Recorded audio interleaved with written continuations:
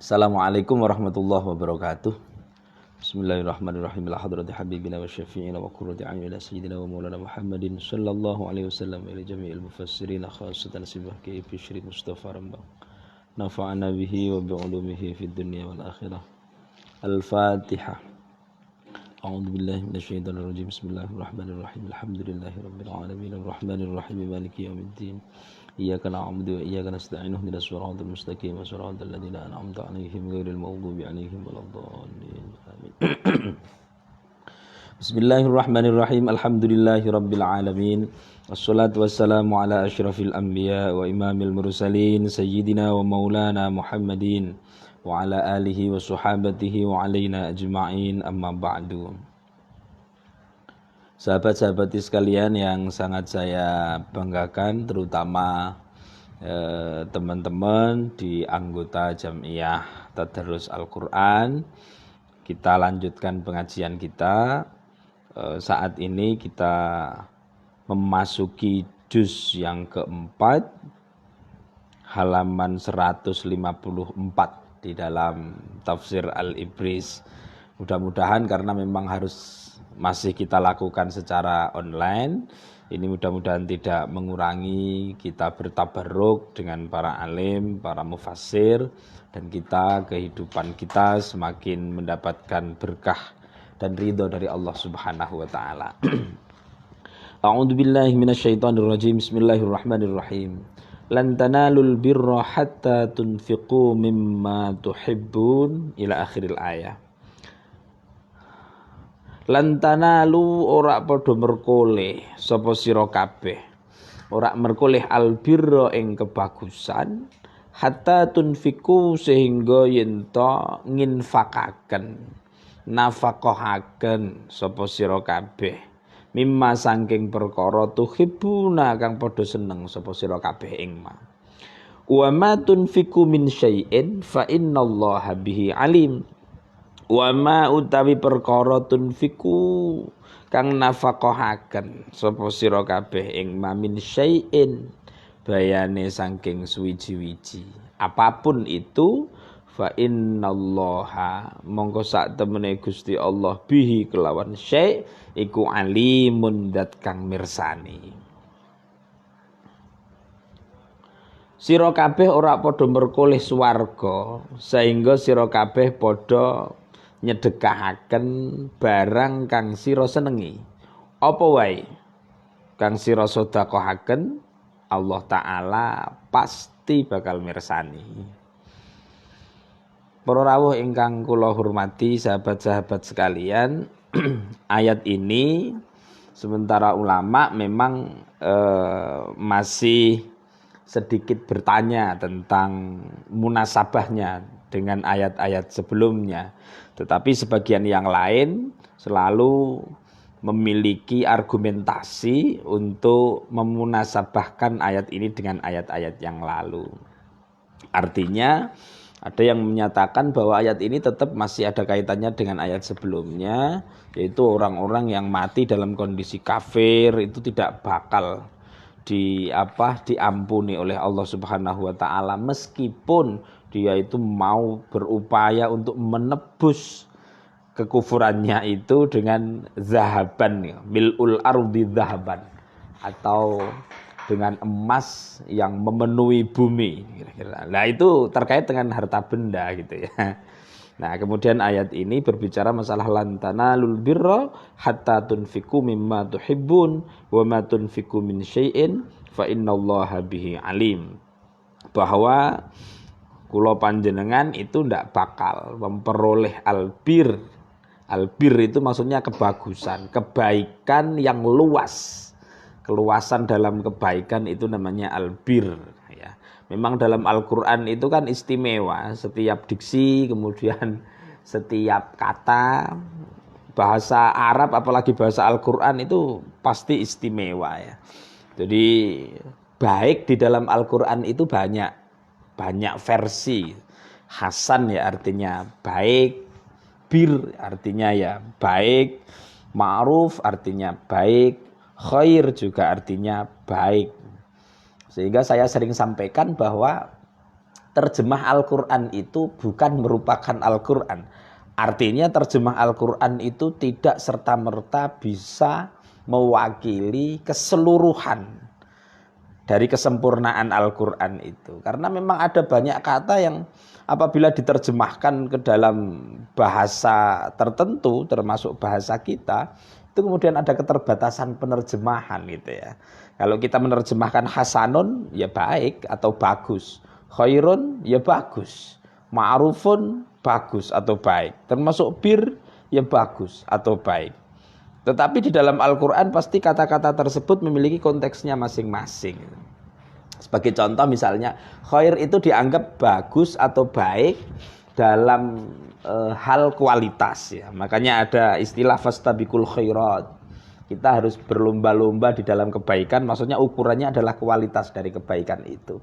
Kemudian kalau ma'ruf gitu ya, karena satu akar kata dengan uruf itu kebiasaan, adat istiadat, tradisi yang ada di masyarakat.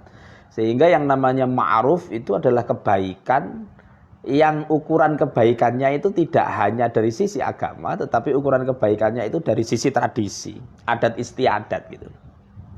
Sehingga yang namanya amar ma'ruf nahi mungkar, amar ma'ruf itu memerintah yang ma'ruf, itu harus standar kebaikannya itu diukur secara agama baik, tetapi secara adat dan budaya itu juga harus dipertimbangkan gitu. Jangan-jangan kita itu kemudian mau memerintah sesuatu yang secara agama baik, meskipun rumusnya begitu, yang secara agama baik pasti secara adat itu baik gitu. Tetapi bisa jadi karena ada tradisi tertentu di masyarakat dan kebetulan masyarakat itu mungkin mayoritasnya adalah non-muslim, sehingga yang baik dalam agama Islam belum tentu dianggap menghargai dalam tradisi itu. Saya dulu pernah di Wamena ya. Itu ya mohon maaf karena di sana beberapa teman kita itu kan masih mempertahankan tradisi, mohon maaf koteka itu misalnya seperti itu ya. Nah, ketika kita ke sana kemudian jangan sok-sokan beramar ma'ruf dengan model ngedrop pakaian ya, karena kita dulu itu pernah ya karena mungkin kita beragama rodok kemanjon gitu, kemudian dianggap wah orang sana nggak menutup aurat gitu, kemudian kene ngedrop pakaian. Itu iya secara agama memang baik itu, tetapi kita tidak bisa serta-merta langsung kemudian hidrop pakaian, yang ada malah kita dimarahi gitu. Karena saya pernah mengalami itu, maksudnya dimarahi, loh ini bapak ini bagaimana?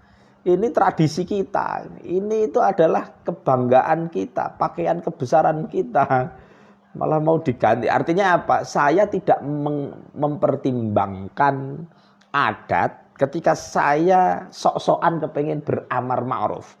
Sehingga amar ma'ruf itu memerintah sesuatu yang baik dari ukuran agama, tetapi harus mempertimbangkan tradisi yang ada atau mempertimbangkan budaya yang ada setempat. Sehingga amar ma'ruf dimanapun itu memang harus paham tradisi yang ada di situ itu seperti apa. Jangan sampai kemudian kita itu sok-sokan dalam beragama tidak diimbangi dengan pemahaman tradisi yang baik, sehingga amar ma'ruf kita itu bahkan menjadi tidak ma'ruf. Kira-kira begitu ya, di pemahamannya ya. Jadi ada kata-kata khair, ada kata-kata ma'ruf, ada kata-kata bir juga itu. Jadi lantanalul birra, kita semua itu tidak akan mendapatkan keluasan dalam kebaikan. Albir, bir itu kebaikan yang luas. Kebaikan yang luas itu maknanya adalah pekerjaan itu sudah baik, diniati dengan baik, dilakukan dengan cara yang baik, nanti mendapat efek yang baik, itu namanya albir. Makanya kepada orang tua itu istilahnya bahasanya itu birrul walidain gitu ya. Sehingga kita diharapkan kepada orang tua itu melaksanakan kebaikan secara luas dengan sebaik-baiknya. Pekerjaan yang kita lakukan atau aktivitasnya baik, diniati dengan baik, dilaksanakan dengan baik, nanti akan ada implikasi yang baik. Itu albir. Lah titikane albir itu biasanya tandanya itu kalau dilakukan itu secara spontan secara naluriah itu nonggon ati tenang gitu. Nonggon jiwa itu bisa tentram, tenang, itu namanya kebaikan. Karena bisa jadi kita menganggap itu kebaikan, tapi ketika kita melakukan karena mungkin kurang yakin atau apa, sehingga ijo rada ganjel gitu. Lah yang namanya albir itu kalau dilakukan itu pasti tenang, tentram. Boten ganjel, itu namanya albir ya. Nah, dan orang yang melakukan kebaikan kemudian atine tentrem itu termasuk tanda-tanda orang yang baik ya. Artinya kalau misalnya kita kadang-kadang kan kalau melakukan kebaikan itu bisa tentrem, kemudian kalau meninggalkan kebaikan itu ora kepenak. Nah itu orang baik. Kalau melakukan sesuatu yang jelek itu ora kepenak no ati. Itu berarti masih tanda-tanda orang yang baik seperti itu. Lah lantana lul birra hatta tunfiqu mimma tuhibbun.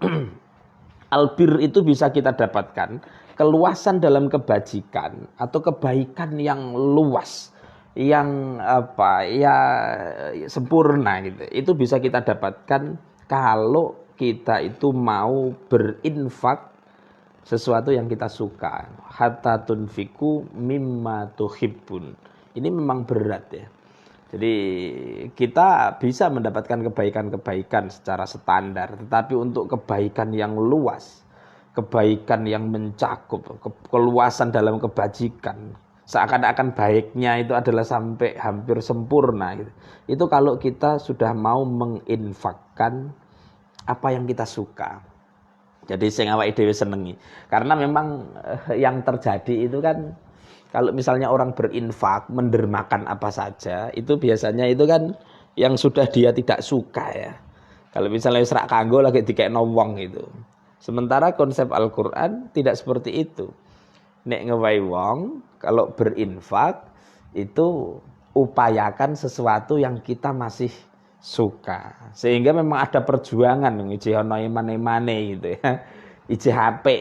Jangan sampai kita itu kemudian seakan-akan melecehkan orang yang kita beri, sehingga kita itu memberi sesuatu yang wis rak kanggo gitu. Ya meskipun satu sisi baik juga, tetapi biasanya ada pakaian-pakaian bekas, ada buku bekas apa dan lain-lain ya. Itu daripada memang tidak dipakai sama sekali, ada unsur tabdzir, memang tidak dipakai, ya memang kalau ada yang mau memanfaatkan ya itu lebih baik diinfakkan. Tetapi lebih baik lagi kita mendapatkan albir itu kalau misalnya kita menginfakkan sesuatu yang bahkan kita masih suka.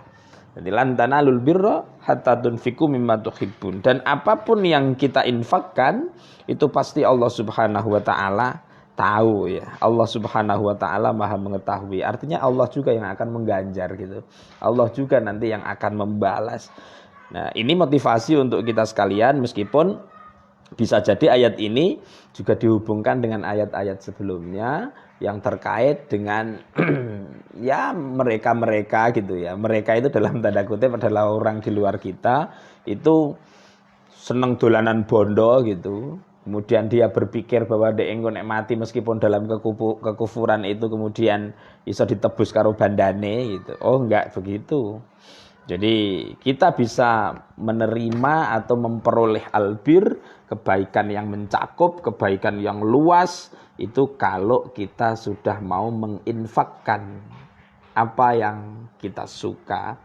Kalau weweh ten gede wong, kalau kita memberi orang, itu kalau bisa ya sesuatu yang masih layak dan kita masih suka. Jangan sampai sesuatu sing usrak kanggo-kanggo begitulah kira-kira gambarannya. Karena apapun yang kita infakkan itu pasti diketahui oleh Allah Subhanahu wa taala dan dibalas oleh Allah Subhanahu wa taala. Bismillahirrahmanirrahim. Kullu ta'ami kana khillan li bani Israila illa ma harrama Israilu ala nafsi ila akhiril ayat. Kullu ta'ami utawi saben-saben panganan. Kana iku ana apa ta'am ana iku khillan halal. Li bani Israila kedue bani Israil illa ma harrama Israil kejaba barang harrama kang wis ngaramake sapa Israil dewi. Israil itu Nabi Yakub bin Ishak bin Ibrahim ya, nenek moyang itu. Ala nafsihi ing atase awake Israil dewi. Min qabli an tunazzalat Taurah, saking sadurunge yen to dipun turunaken apa at-Taurat kitab Taurat. Kul dawuh sapa sira Muhammad, fa'tu bit Taurati. Mongko padha nekakno sapa sira kabeh bit Taurati kelawan kitab Taurat. Fatlu mongko becik maca sapa sira kabeh ha ing Taurat, in kuntum lamun ana sapa sira kabeh ana iku shadiqina pira-pira wong sing bener kabeh.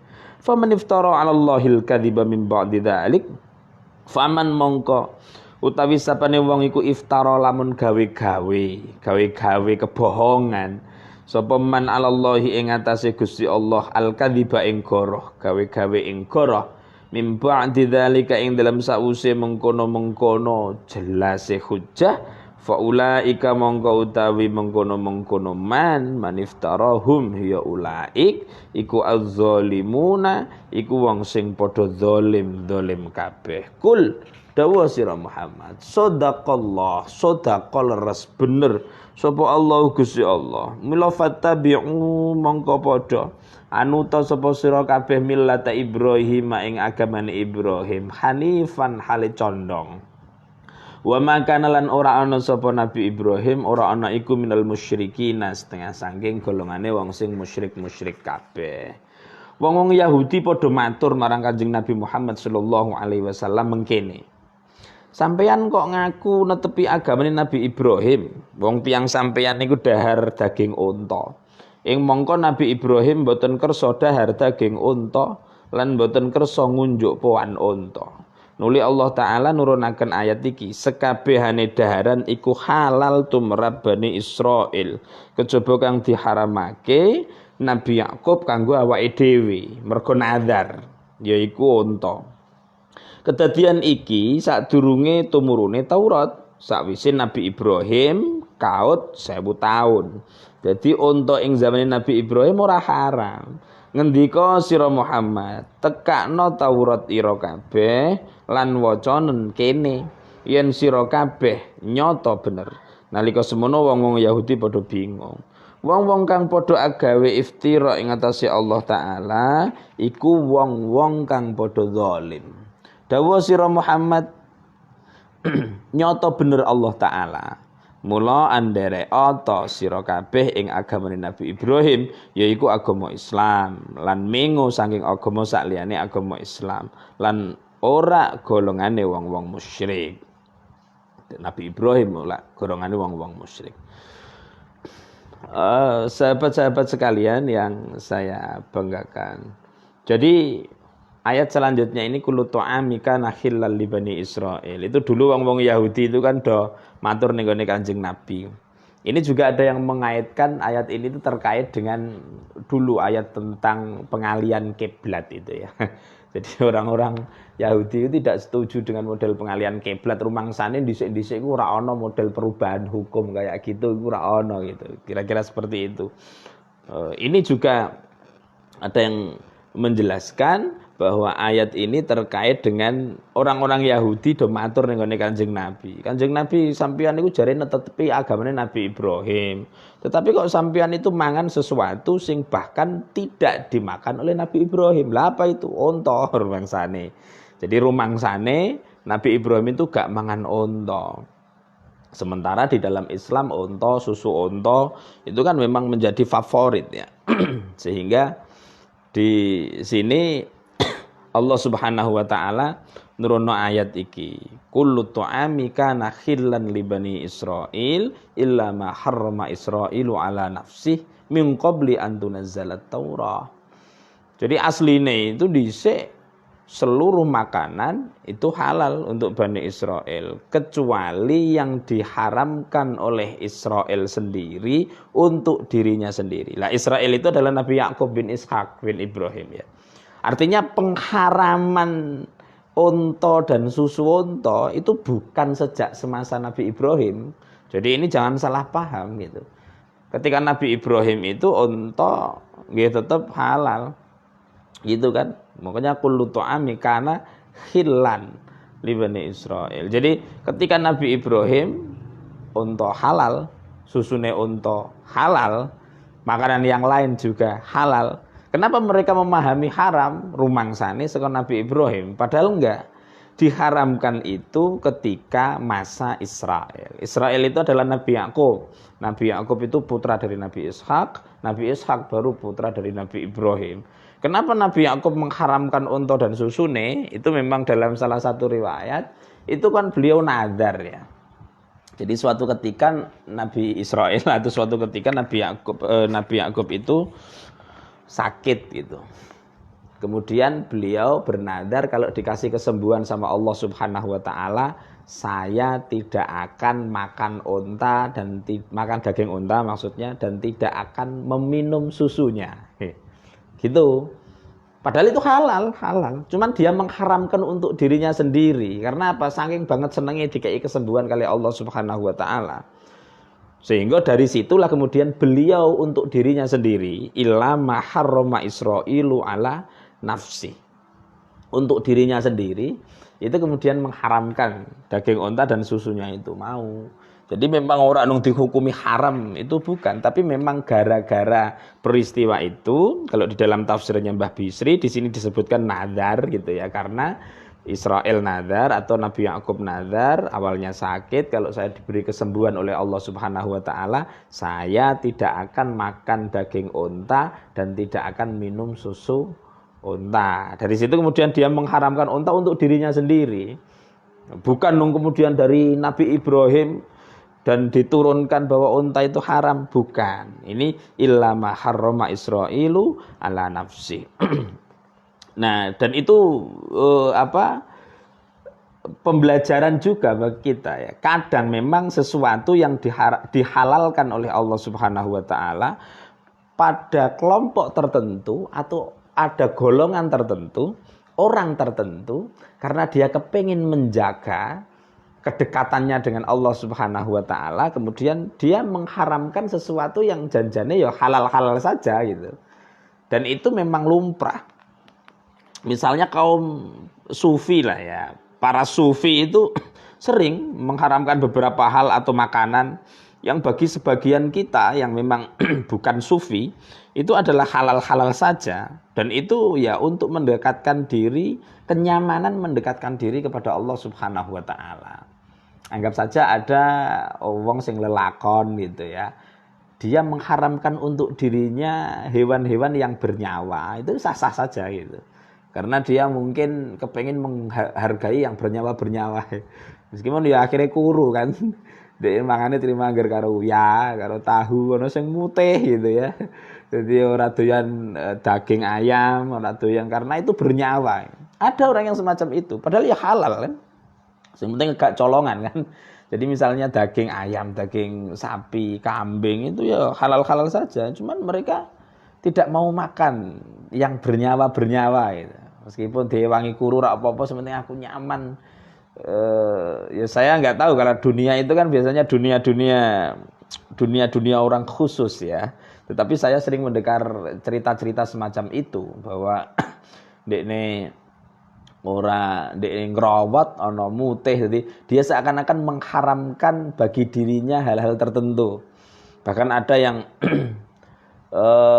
sampai saya pernah dengar ada kiai khos gitu yang kemudian bilang, bagaimana dongamu iku iso mandi wong pakanamu iwak gitu ya. Kemudian iwak itu kan amis. Amis itu mari malaikat melayu kira-kira gitu. Sehingga dia mengharamkan untuk dirinya sendiri sesuatu sing amis-amis gitu. Apalagi sing berbau-berbau, bisa jadi kayak jengkol, pete diharamkan karena apa? Dia kepengin lebih nyaman berinteraksi dengan Allah Subhanahu wa taala. Karena orang-orang khusus biasanya seperti itu kan. Dia berinteraksi dengan Allah Subhanahu wa taala itu seakan-akan itu memang sangat dekat, sehingga nek aku amis piye, bau mulutku nek piye, dan seterusnya. Nah, itu sudah dilakukan juga sama orang-orang sufi. Ya inspirasi dari ayat ini pastinya ya. Kemudian Sayyidina Umar juga dulu pernah itu. Ada orang kemudian kalau kisahnya Sayyidina Umar itu kan di panas yang terik gitu, panasnya si embuh ketika meh ngunjuk, kemudian ada orang baca ayat wa yauma yu'radul ladzina kafaru 'alan nari adhabtum thayyibatukum fi hayatikumud dunya wastamta'tum biha itu dan seterusnya yang isinya itu keeleng nek misale besok wong-wong kafir iku ketika wis meh neraka ngono terus dhek disindir donyamu nggih ben niku mbok ge dolanan sik kepenak mbok ge seneng-seneng eling donya sithik ora sida ngombe akhire seakan-akan dia mengharamkan minum gara-gara mendengar ayat itu. Nah, itu pernah terjadi dan pernah dilakukan. Artinya jangan sampai salah paham bagi orang-orang Yahudi ya yang mengatakan bahwa rumangsane daging unta itu haram sejak Nabi Ibrahim, sementara Kanjeng Nabi Muhammad itu dianggap mengikuti keberagamaan Nabi Ibrahim, jadi mengikuti agama Ibrahim. Tapi kok kowe mangan unta, ngombe susu unta sementara unta itu diharamno karo Nabi Ibrahim, ini dibantah oleh ayat ini. Tidak. Nabi Ibrahim tidak mengharamkan unta. Unta itu iso haram gara-gara dimulai sejak Nabi Yakub atau Israel. Israel itu bin Ishak bin Ibrahim yang pernah nadar kalau dikasih kesembuhan oleh Allah, dia tidak memakan daging unta dan meminum susunya dan untuk dirinya sendiri. Nah, jadi bukan bermula dari masa Nabi Ibrahim. Lah misalnya awake dhewe fa man iftara 'ala Allahil kadziba min ba'di dzalik fa ulaika humuz zalimun. Orang-orang yang berbuat dosa, dusta, jarak gawe-gawe kebohongan atas nama Allah Subhanahu wa taala, setelah itu jelas hujjah ini dibantah oleh Al-Qur'an, argumentasinya cetok, maka mereka itu adalah orang-orang yang zalim kalau misalnya masih buat-buat wae. Qul sadaqallah, katakan Muhammad bahwa Allah niku benar ya. Allah Subhanahu wa taala itu maha benar. Sadaqallah. Maka fattabi'u millata Ibrahim hanifa wa ma kana minal musyrikin. Maka ikutlah milah atau agama Nabi Ibrahim. Agamanya Nabi Ibrahim itu agama yang hanif ya. Nabi Ibrahim bukan musyrik. Ada di ayat yang lain walakin kana hanifan muslima. Muslim dalam arti menyerahkan diri kepada Allah Subhanahu wa taala. Dan agama Nabi Ibrahim itu biasa disebut dengan agama yang hanif. Fattabi'u millata Ibrahim hanifa.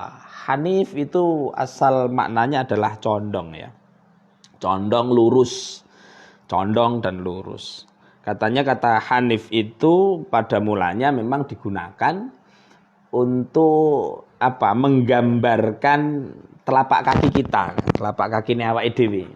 Telapak kaki kita itu kan condong ke lawannya gitu. Jadi telapak kaki kita itu condong. Jadi condong ke lawannya. Sing kanan nyondong ke kiri, sing kiri nyondong ke kanan ya. Telapak kaki kita kan modelnya begitu. Itu namanya hanif ya. Itu untuk supaya kalau misalnya kita jalan itu bisa lurus, ora menceng-menceng. Coba telapak kaki kalau misalnya tidak condong. Ya condongnya condong lurus kan. Jadi kanan kiri itu imbang dan saling condong itu. Kalau misalnya modelnya itu kayak kanan kabeh, mestinya wong iku nek mlaku ya miring-miring kanan. Nek kayak kiri kabeh mesti miring-miring kiri gitu kan. Sehingga hanif itu asal mulanya begitu. Makanya millata Ibrahim hanifa. Agamanya Ibrahim yang diikuti itu adalah yang dijadikan tauladan karena inspirasi itu juga dari Nabi Ibrahim. Itu agama yang hanif, lurus, condong hanif. Sehingga dari condong itulah kemudian nanti kita bisa lurus gara-gara mengikuti agama sing condong yang tidak menceng-menceng. Ajarannya lurus-lurus saja, tidak menceng-menceng. Itu agama yang hanif. Manusia juga memiliki tabiat yang hanif. Manusia itu adalah fitrahnya hanif, condong kepada kebaikan. Sing jenenge menungsa itu pasti nek ngerti kebaikan pasti kepengin. Setiap orang itu pasti condong kepada kebaikan dan kaya moh keburukan. Karena memang inspirasi agamanya begitu. Agama itu agama yang kita anut itu adalah agama yang hanif, condong lurus pada kebaikan. Tidak menceng-menceng. Itu kira-kira yang bisa saya sampaikan di malam ini bahwa kita malam ini mengkaji tentang beberapa ayat yang terkait dengan yang pertama tentang albir. Kita bisa mendapatkan albir, keluasan dalam kebaikan. Makanya albar, laut itu luas. Albir itu keluasan dalam kebaikan kalau kita sudah berinfak apa yang kita suka. Hatta tunfiku mimma tuhibbun. Dan ini harus kita belajar ya. Maksudnya kita kadang-kadang masih eman kalau yang kita senengi gitu. Sing rak kanggo-kanggo sing dikekno wong. Kalau kita kepengen mendapatkan keluasan kebaikan ya infaknya itu sesuatu yang memang kita masih suka gitu. Dan itu pasti akan dibalas oleh Allah Subhanahu wa taala. Ayat yang kedua tadi terkait dengan bantahan Al-Qur'an terhadap pemahaman yang dalam tanda kutip keliru ya dari Yahudi, bahwa mereka mengatakan bahwa kamu nggak pantas mengikuti agama Ibrahim, Ibrahim mengharamkan unta, sementara enggak. Unta itu diharamkan itu oleh Yakub, Nabi Yakub atau Israel, dan itu untuk dirinya sendiri karena nazar itu tadi kalau di dalam tafsirnya Mbah Bisri sini. Makanya jangan gawe-gawe kebohongan atas nama Allah Subhanahu wa taala biar tidak dicap kita itu zalim. Nah, Allah Subhanahu wa taala Maha benar. Kemudian ikutilah agama Ibrahim. Dalam konteks ini Kanjeng Nabi maksudnya itu mengikuti inspirasi dari agamanya Nabi Ibrahim, yaitu agama yang hanif. Hanif itu lurus, condong, baik, tidak menceng-menceng gitu. Makanya agama yang kita ikuti juga begitu, lurus, baik, condong dan tidak menceng-menceng. Itu kira-kira yang bisa saya sampaikan, mudah-mudahan ada manfaatnya. Segala kekhilafan saya mohon maaf. Meskipun tidak sempurna, tetap alhamdulillah kita tetap bisa ngaji bersama, dan mudah-mudahan ini selalu mendapatkan manfaat dan diberi barokah oleh Allah Subhanahu wa taala. Terima kasih. Wallahul muwaffiq ila aqwamit thoriq. Assalamualaikum warahmatullahi wabarakatuh.